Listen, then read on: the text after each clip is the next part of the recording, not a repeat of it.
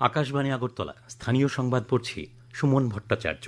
আন্তর্জাতিক মাদক পাচার ও অবৈধ পাচার বিরোধী দিবস উদযাপন উপলক্ষে আজ সকালে আগরতলার রবীন্দ্র শতবার্ষিকী ভবনের সামনে থেকে এক পদযাত্রার আয়োজন করা হয়। সমাজ কল্যাণ ও সমাজ শিক্ষামন্ত্রী টিঙ্কু রায় পদযাত্রার সূচনা করেন। অনুষ্ঠানে অন্যান্যদের মধ্যে উপস্থিত ছিলেন রাজ্য মহিলা কমিশনের চেয়ারপারসন ঝর্ণা দেববর্মা, পশ্চিম ত্রিপুরা জেলা পরিষদের সভাধিপতি বিশ্বজিৎ শীল, সমাজ কল্যাণ ও সমাজ শিক্ষা দপ্তরের বিশেষ সচিব তপন দাস প্রমুখ।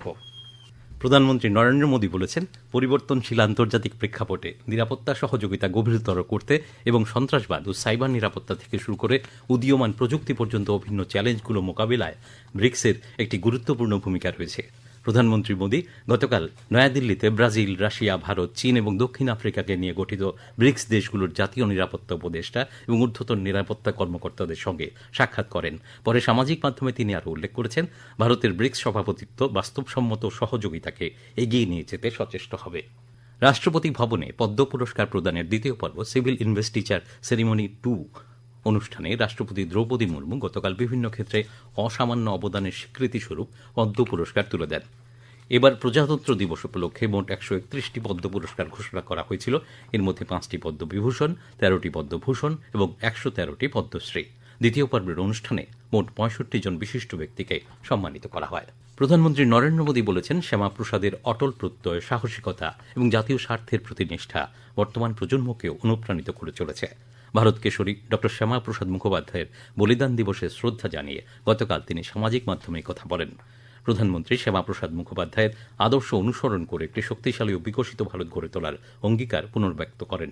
আগরতলার প্রদেশ বিজেপি কার্যালয়ে ড শ্যামাপ্রসাদ মুখোপাধ্যায়ের বলিদান দিবস পালন করা হয়। উপস্থিত ছিলেন মুখ্যমন্ত্রী অধ্যাপক ডা মানিক সাহা, প্রদেশ বিজেপি সভাপতি অভিষেক দেবরায়, সাংসদ রাজীব ভট্টাচার্য, পর্যটন মন্ত্রী সুশান্ত চৌধুরী সহ অন্যান্যরা। দক্ষিণ ত্রিপুরা কৃষি বিজ্ঞান কেন্দ্রের উদ্যোগে ও রাজ্য সরকারের কৃষি ও কৃষক কল্যাণ দপ্তরের সহযোগিতায় এক মাসব্যাপী ক্ষেত বাঁচাও অভিযানের 23তম দিনে গতকাল দক্ষিণ জেলার সাব্রুমের মনুবনকুল ও রাজীবনগর এবং বিলোনিয়ার ঋষ্যমুখে 3টি সচেতনতা সভা অনুষ্ঠিত হয়।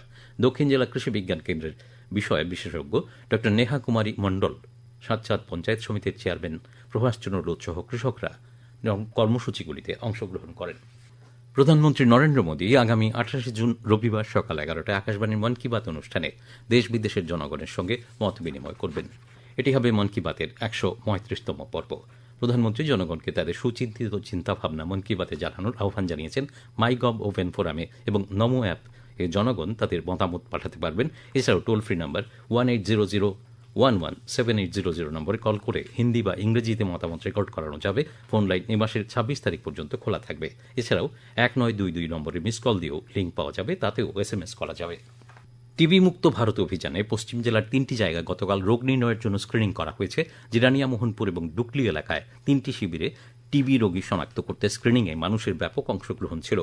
টিবি মুক্ত ভারত অভিযানে পশ্চিম জেলার দায়িত্বপ্রাপ্ত অফিসার ডা শ্রাবণী দেবনাথ জানান, 100 দিনের অভিযানে জেলায় এখনও পর্যন্ত 13,000 মানুষের স্ক্রিনিং হয়েছে। আগামী 4 জুলাই পর্যন্ত চলবে এই অভিযান।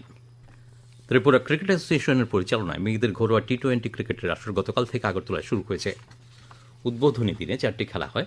নরসিংগড়ের পিটিএ মাঠে 2টি খেলায় ব্লাডমাউথ ক্লাব 85 রানে কর্নেল কোচিং সেন্টারকে ও তরুণ সংঘ কোচিং সেন্টার 135 রানে জিউই প্লে সেন্টারকে পরাজিত করে।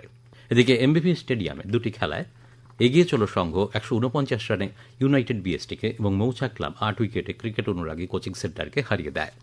ফুটবল বিশ্বকাপ 2026 ফুটবল বিশ্বকাপের সর্বশেষ 3টি ম্যাচে পর্তুগাল 5-0 গোলের বড় ব্যবধানে হারিয়েছে উজবেকিস্তানকে। পর্তুগিজ মহাতারকা ক্রিস্টিয়ানো রোনাল্ডো 2টি গোল করেছেন। এছাড়া নুনো মেন্ডিস ও রাফায়েল লিও 1টি করে গোল করেছেন, 1টি গোল আত্মঘাতী। অন্যদিকে ইংল্যান্ড ও ঘানার মধ্যেকার ম্যাচ গোলশূন্য ড্রয়ে শেষ হয়েছে, আর ক্রোয়েশিয়া 1-0 গোলে হারিয়েছে পানামাকে। ভারতীয় সময় আজ সকাল 7:30টায় গ্রুপ কে-তে কলম্বিয়া বনাম কঙ্গো প্রজাতন্ত্রের ম্যাচ শুরু হয়েছে। আবহাওয়ার খবর, আগামী 24 ঘণ্টায় রাজ্যের সবকটি জেলায় বজ্রবিদ্যুৎ সহ ভারী বৃষ্টিপাতের সতর্কতা জারি করেছে আবহাওয়া দপ্তর। আজ দিনের সর্বোচ্চ তাপমাত্রা 34 ডিগ্রি সেলসিয়াস এবং সর্বনিম্ন 26 ডিগ্রি সেলসিয়াসের কাছাকাছি থাকতে পারে।